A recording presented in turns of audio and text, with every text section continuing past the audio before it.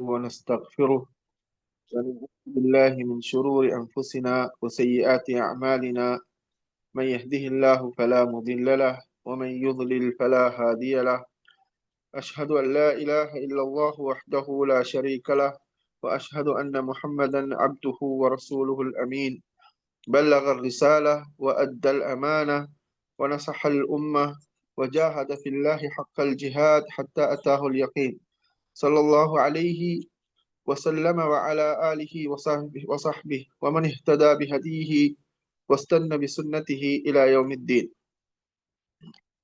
அல்லாஹ்வின் நல்லடியார்களே, மதிப்பிற்குரிய இஸ்லாமிய சகோதரர்களே, சென்ற வாரம் மஸ்ஜிது நபவியிலே ஹுத்பா பிரசங்கத்தை நிகழ்த்தியவர் ஷேக் அப்துல்லா அல் புஐஜான் அவர்கள்.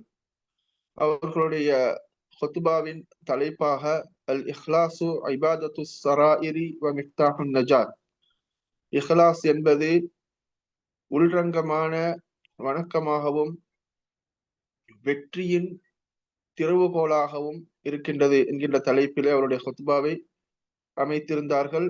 அது 4 முக்கிய கருப்பொருட்களை உள்ளடக்கி இருந்தது. அல் இஹ்லாஸ் பில் அமல் ஷர்த்துல்லா துக்பலுல் அமாலு இல்லா பிஹி. இஹ்லாஸ் என்பது அமல்கள் ஏற்றுக்கொள்ளப்படுவதற்குரிய ஒரு நிபந்தனையாக இருக்கின்றது.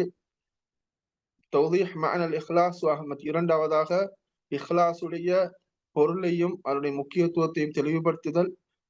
மூன்றாவதாக இஹ்லாஸுடைய முக்கிய பலன்கள். நான்காவதாக இஹ்லாஸை கொண்டு வசியத் செய்தல். இஹ்லாஸுடைய முக்கியத்துவத்தை கூறி இஹ்லாஸை வசியத் செய்வதன் மூலமாக அவருடைய ஹுத்பாவை நிறைவு செய்கின்றார்கள். எனவே இஹ்லாஸ் என்பது எங்களிடத்தில் இருக்க வேண்டிய மிகவும் ஒரு முக்கியமான விடயமாக இருக்கின்றது என்பதை இந்த ஹுத்பா மூலமாக இமாம் அவர்கள் தெளிவுபடுத்தியிருக்கின்றார்கள். எனவே அவருடைய ஹுத்பாவின் ஆரம்பத்திலே அவர்கள் தக்வாவை கொண்டு நல்லுபதேசம் செய்தவர்களாக ஹுத்பாவை ஆரம்பி செய்கின்றார்கள். இஹ்லாஸை பொறுத்தவரையிலே அது எங்களுடைய அமல்கள் ஏற்றுக்கொள்ளப்படுவதற்குரிய ஒரு நிபந்தனையாக இருக்கின்றது. எங்களுடைய அமல்கள் ஏற்றுக்கொள்ளப்படுவது, அதே போன்று அந்த அமல்கள் மூலமாக நாங்கள்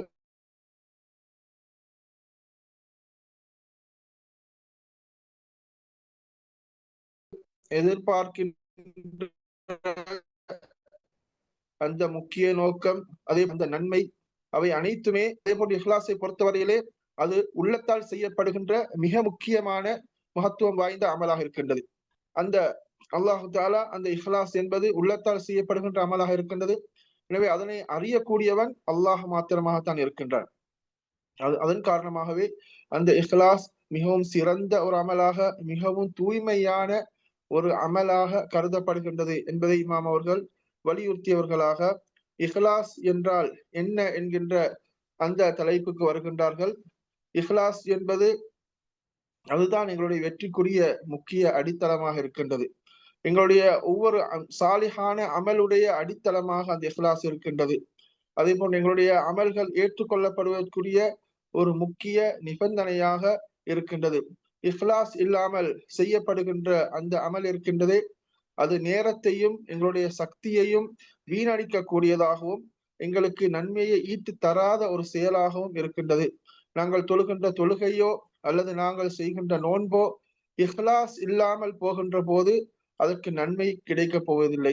அதே போன்று நாங்கள் கொடுக்கின்ற சதக்காவிலே இஹ்லாஸ் இல்லாமல் இருக்கின்ற போது அந்த சதக்கா பெருமதியற்ற ஒரு சதக்காவாக மாறுகின்றது.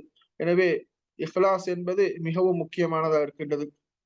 இஹ்லாஸை பொறுத்தவரையிலே அது எங்களுடைய உள்ளத்தை, நாங்கள் எங்களுடைய உள்ளத்தை முகஸ்துதியுடைய அந்த கலவைகள் இருந்து தூய்மைப்படுத்துவதான் இஹ்லாஸாக இருக்கின்றது.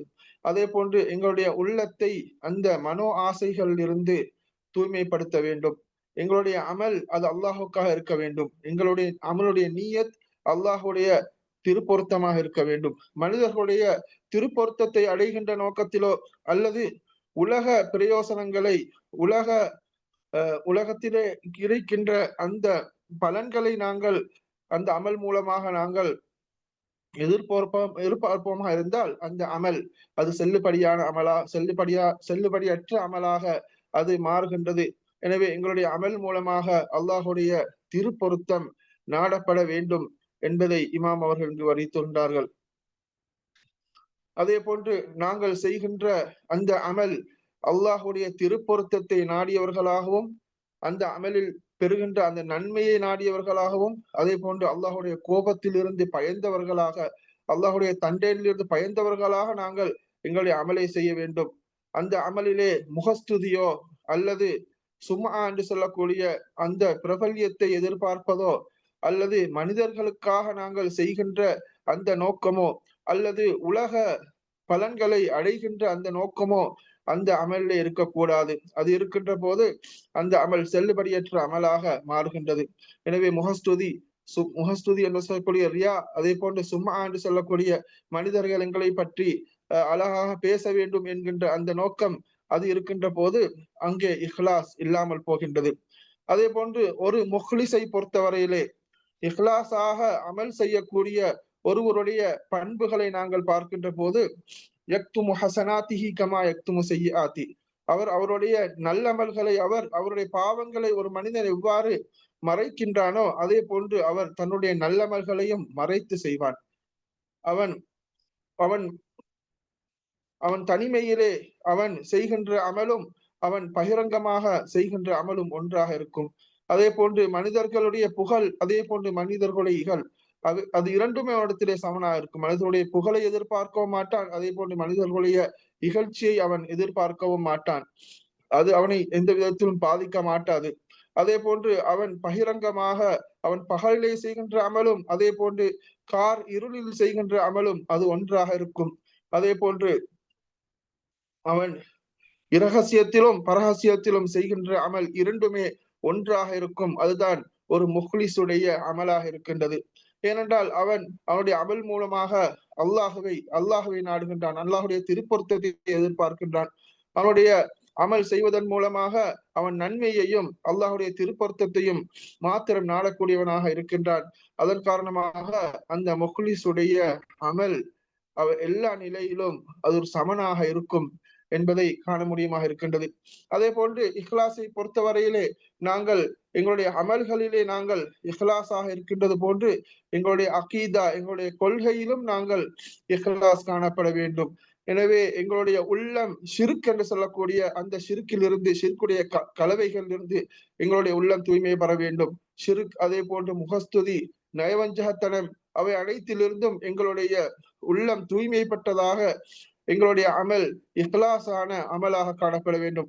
அல்லாஹு தாலா கூறுகின்ற போது குல் இன்ன ஸலாத்தி வ நுசுகி வ மஹ்யாய வ மமாத்தி லில்லாஹி ரப்பில் ஆலமீன், நபியை நீங்கள் கூறுங்கள், என்னுடைய தொழுகையும் அதே போன்று என்னுடைய அறுத்து பலியிடக்கூடிய அந்த வணக்கமும் அதே போன்று என்னுடைய மஹ்யாய என்னுடைய வாழ்க்கை என்னுடைய மரணம் அனைத்துமே அல்லாஹுக்கு உரியது, அல்லாஹுக்கு சொந்தமானது. லா ஷரீக லஹு வபிதாலிக உமிர், அவனுக்கு எந்த இணை துணையும் கிடையாது, அதை செய்யுமாறுதான் நான் ஏவப்பட்டேன் என்று சூரால அன்ஆமிலே 162 163 வசனங்கள் அல்லாஹ் தாலா குறிப்பிடுகின்றான். அதே போன்று அல்லாஹு தாலா சூரா ஜுமர்லே குறிப்பிடுகின்ற போது ஃபஅபுதில்லாஹ முக்லிஸன் லஹுத்தீன், அல்லாஹுவை நீங்கள் மார்க்கத்தை அவனுக்காக தூய்மைப்படுத்தியவராக நீங்கள் அல்லாஹை வழங்குங்கள். அலா லில்லாஹி தீனுல் காலிஸ், அந்த தூய்மையான அமல் அது அல்லாஹுக்கு சொந்தமானது, அது அல்லாஹிடத்திலே ஏற்றுக்கொள்ளப்படக்கூடியது என்றதை அல்லாஹு தஆலா குறிப்பிடுகின்றான். எனவே ஒரு மனிதன் தன்னை இஹ்லாஸாக ஒரு மனிதன் செய்கின்ற அமல், அந்த அமலில் எந்த அளவுக்கு இஹ்லாஸ் இருக்கின்றதோ அந்த அளவிற்குத்தான் அந்த அமலுக்கு அல்லாஹ்விடத்திலே எடுபாடு இருக்கின்றது, அல்லாஹ்விடத்திலே ஏற்றுக்கொள்ளப்படக்கூடியதா இருக்கின்றது. அதிலே அவர் ரியா என்று சொல்லக்கூடிய முஹஸ்துதியை கலப்பாரோ அல்லது சும்மா என்று சொல்லக்கூடிய அந்த பிரபல்யத்தை எதிர்பார்க்கின்ற அந்த எண்ணத்தை அவர் கலப்பாரோ அது அவருக்கு சாபமானதாக, அது அவருக்கு அவமானமாக மாறிவிடும் என்பதை அல்லாஹ்வின் தூதர் ஸல்லல்லாஹு அலைஹி வஸல்லம் அவர்கள் தெளிவுபடுத்துகின்றார்கள். மன் சம்மஅ அல்லாஹு பிஹி, இவர் மனிதர்கள் தன்னை பற்றி அழகாக பேச வேண்டும் என்று அவர் ஒரு அமல் செய்கின்றாரோ அல்லாஹு தாலா சம்மஅ அல்லாஹு பிஹி, மறுமை நாளிலே அல்லாஹு தாலா மனிதர்களிடத்திலே அவனை பகிரங்கப்படுத்துவான். ஒமன் ரா ரா அல்லாஹு பிஹி, இவர் மனிதர்கள் பார்க்க வேண்டும் என்று ஒரு அமலை செய்கின்றாரோ ரா அல்லாஹு பிஹி, அல்லாஹு தாலா மறுமை நாளிலே அவரை மனிதர்களுக்கு காட்டி கொடுப்பான் என்று அல்லாஹின் தூதர் ஸல்லல்லாஹு அலைஹி வஸல்லம் அவர்கள் சொல்லக்கூடிய அந்த ஹதீஸ் முஸ்லிமிலே பதிவாக இருக்கின்றது. எனவே இஹ்லாஸ் என்பது எங்களுடைய அமல்கள் ஏற்றுக்கொள்ளப்படுவதற்குரிய முக்கிய நிபந்தனையாக இருக்கின்றது. அமல்கள் ஏற்றுக்கொள்ளப்படுவதற்கும் அதே போன்று நன்மைகள் அந்த அமல்களுக்கு கிடைப்பதற்கும் முக்கிய நிபந்தனையாக இருக்கின்றது. வமா உமிரு இல்லா லியஅபுதுல்லாஹ முக்லிஸீன லஹுத்தீன். அல்லாஹ் தஆலா சூரா அல் பையினாலே குறிப்பிடுகின்ற போது வமா உமிரு இல்லா லியஅபுதுல்லாஹ் முக்லிஸீன லஹுத்தீன், அவர்கள் அல்லாஹுவை அவனுக்கு மார்க்கத்தை அவனுக்காக தூய்மைப்படுத்தியவர்களாவே தவிர அவர்கள் வணங்குமாறு ஏவப்படவில்லை என்று அல்லாஹு தாலா அந்த வசனத்திலே குறிப்பிடுகின்றான். அதே போன்று அல்லாஹ் தூதர் ஸல்லல்லாஹு அலைஹி வஸல்லம் அவர்கள் கூறுகின்ற போது ஹதீஸுல் குதுஸியிலே அல்லாஹு தாலா குறிப்பிடுவதாக நபி அவர்கள் கூறுகின்றார்கள், அன அகன ஷுரக்காய் அனி ஷிர்க், ஷிர்க் வைக்கக்கூடியவர்களுடைய ஷிர்க்கை விட்டும் நான் தேவையற்றவனாக இருக்கின்றேன். மன் அமில அமலன் அஷ்ரக ஃபீஹி மஇ கைரி தரக்துஹு வ ஷிர்கஹு, எவர் ஒரு அமலை என்னோடு சேர்த்து இன்னொருவருக்காக அவர் செய்வாராக இருந்தால் தரக்துஹு வ ஷிர்கஹு, அவரையும் அவருடைய ஷிர்க்கையும் நான் விட்டு விடுவேன் என்று அல்லாஹ் தஆலா குறிப்பிடுகின்றான். எனவே நாங்கள் ஒரு அமல் செய்கின்ற போது அது அந்த அமலிலே ரியா என்று சொல்லக்கூடிய அந்த முகஸ்துதி அது சிறிய ஷிர்க் என்று சொல்லப்படுகின்றது. பகிரங்கமான பெரிய ஷிர்க்காக இருந்தால் அது ஒரு மனிதனை இஸ்லாத்திலிருந்து வெளியேற்றிவிடும்.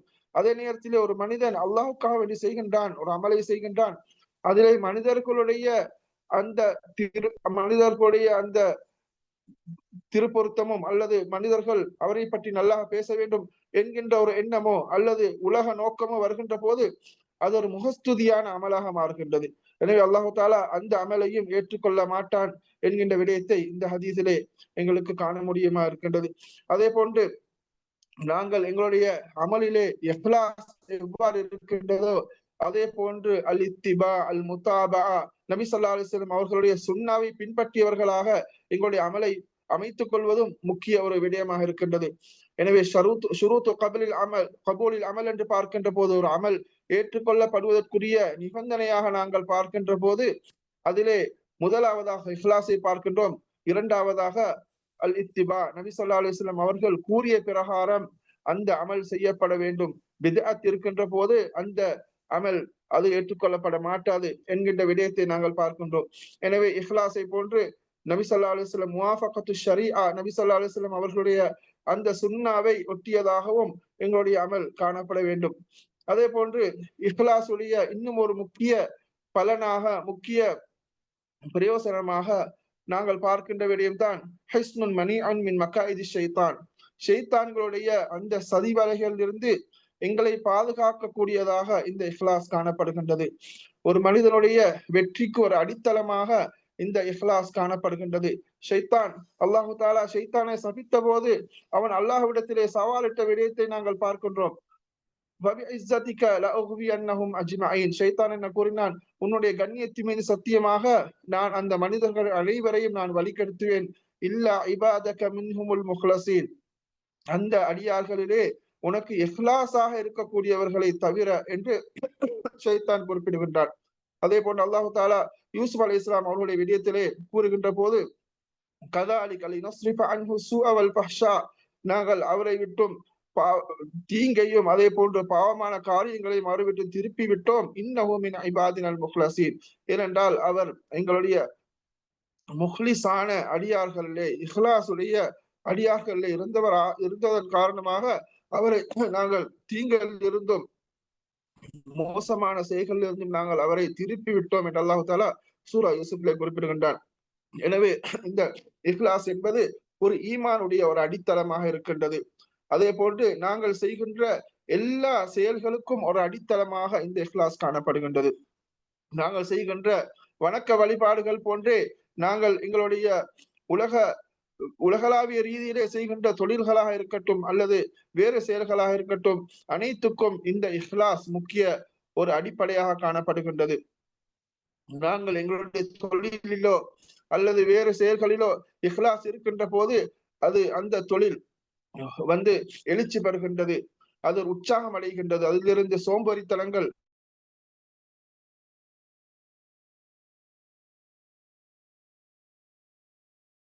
பலவீனம் இல்லாமல் போய் எங்களுடைய அந்த அந்த செயல்களிலே எங்களுடைய தொழில்களிலே சூழ்ச்சிகளிலே பறக்கச் செய்கின்றான்.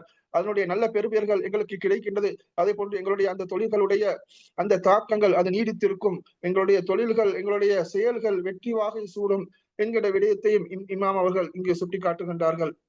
அதே போன்று இஹ்லாஸ் மூலமாக எங்களுக்கு கிடைக்கின்ற இன்னும் ஒரு முக்கியமான ஒரு பலன்தான் நாங்கள் செய்கின்ற வளமையான செயற்கள் அல்லது முபாஹான செயற்கள் கூட அது எங்களுக்கு ஒரு இபாதத்தாக மாறுகின்றது.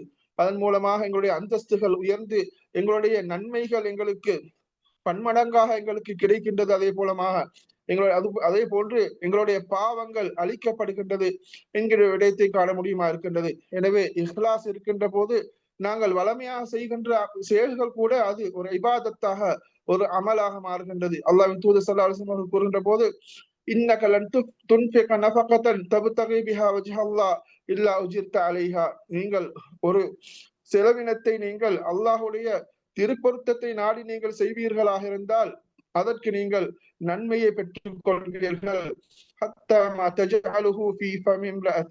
நீங்கள் உங்களுடைய மனைவியின் வாயிலே வைக்கின்ற அந்த உணவு கூட அது இஹ்லாஸாக அல்லாஹ்வுடைய திருப்பொருத்தத்தை நாடி நீங்கள் செய்வீர்களாக இருந்தால் அது ஒரு அமலாக எங்களுக்கு நன்மையை ஏற்றுத் தரக்கூடிய ஒரு அமலாக மாறுகின்றது என்பதை அல்லாஹ்வின் தூதர் ஸல்லல்லாஹு அலைஹி வஸல்லம் அவர்கள் கூறுகின்ற அந்த ஹதீஸ் புகாரி முஸ்லிமிலே பதிவாக இருக்கின்றது.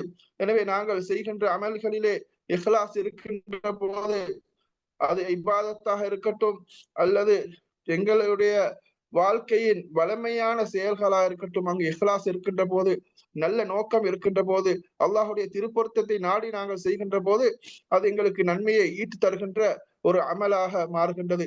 அதே போன்று இஹ்லாஸ் இல்லாமல் போகின்ற போது அது எங்களுக்கு எந்த பலனையும் எந்த பிரயோசனத்தையும் ஈட்டி தராத ஒரு செயலாக மாறுகின்றது என்பதை குறிப்பாக இபாதத் விஷயத்திலே அது மாறுகின்றது என்பதை காண முடியுமா இருக்கின்றது. இமாம் அவர்கள் இரண்டாவது ஹுத்பாவிலே அவர்கள் முக்கியமாக எங்களுடைய உள்ளத்தை சீர்திருத்திக் கொள்ள வேண்டும் என்கின்ற விடயத்தை வலியுறுத்துகின்றார்கள். லா யன்துரு ஃபீ சுவரிக்கும் வ அம்வாலிக்கும் வலாக்கின் யன்துரு இலா குலூபிக்கும் வ அமாலிக்கும். அல்லாஹ் தூதர் ஸல்லல்லாஹு அலைஹி வஸல்லம் கூறுகின்ற போது அல்லாஹ் உங்களுடைய உருவங்களையோ அல்லது உங்களுடைய சொத்துகளையோ பார்க்க மாட்டான், அல்லாஹ் உங்களுடைய உள்ளங்களையும் உங்களுடைய செயல்களையும் தான் பார்க்கின்றான் என்கின்ற அல்லாஹ்வின் தூதர் ஸல்லல்லாஹு அலைஹி வஸல்லம் அவருடைய ஹதீஸை அவர்கள் மேற்கோள் காட்டியவர்களாக அவருடைய இரண்டாவது ஹுத்பாவை ஆரம்பிக்கின்றார்கள். எனவே ஒரு மனிதன் அவனுடைய இஹ்லாஸ் அவன் கிடைக்க வேண்டுமாக இருந்தால் அவனுடைய உள்ளம் சீர்பெற வேண்டும்.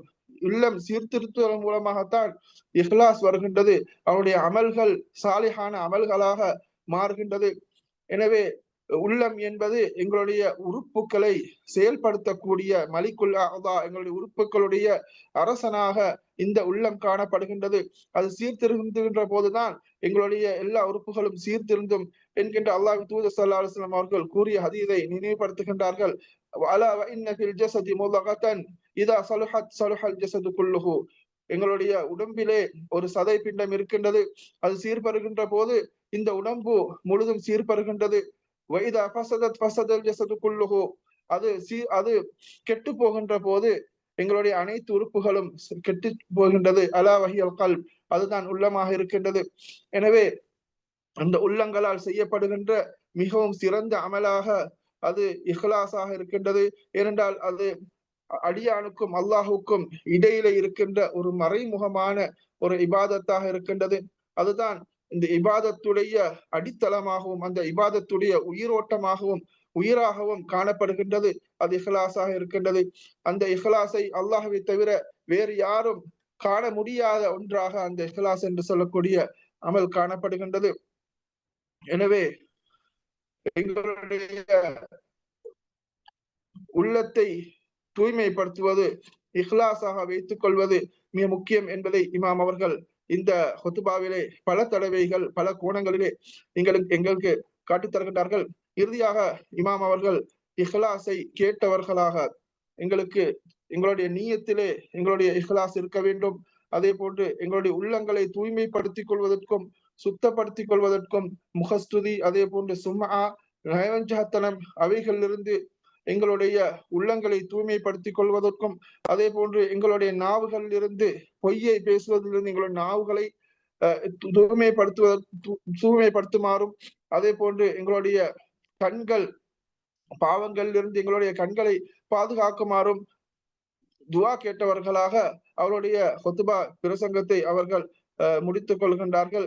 எனவே இந்த ஹுத்பாவிலே மிக முக்கிய விடயமாக இஹ்லாஸை பற்றி பேசப்படுகின்றது. இது மிகவும் முக்கியமான ஒரு விடயமாக இருக்கின்றது. இன்று எங்களுடைய அமல்கள் ஏற்றுக்கொள்ளப்படுவதற்கும் எங்களுடைய இறுதி முடிவு நல்லதாக அமைவதற்கும் இஹ்லாஸ் ஒரு முக்கிய அடித்தளமாக இருக்கின்றது. இஹ்லாஸ் என்று என்கின்ற போது ஷிர்கு, அதிலிருந்து நாங்கள் தவிர்த்து கொள்ள வேண்டும். அதே போன்று நயவஞ்சகத்தனம், சும்மா என்று சொல்லக்கூடிய அவைகளிலிருந்து நாங்கள் தவிர்த்து கொள்ள வேண்டும். அல்லாஹுக்கு மாத்திரம் எங்களுடைய அமல்கள் அமைய வேண்டும், ஷிர்க் இல்லாமல். அதே போன்று அல்லாஹ்வின் தூதர் ஸல்லல்லாஹு அலைஹி வஸல்லம் அவர்கள் காட்டி தந்த பிரகாரம் அந்த சுன்னாவை ஒட்டியதாக எங்களுடைய அமல்களை நாங்கள் அமைத்துக் கொள்ள வேண்டும். அதன் மூலமாகத்தான் எங்களுடைய அமல்கள் அல்லாஹ்விடத்திலே ஏற்றுக்கொள்ளப்படும் என்கின்ற விடயத்தை வலியுறுத்தியவனாக இந்த உரையை நிறைவு செய்து கொள்கின்றேன். வஆகிரு தஅவானா அனில் ஹம்துலில்லாஹி ரப்பில் ஆலமீன்.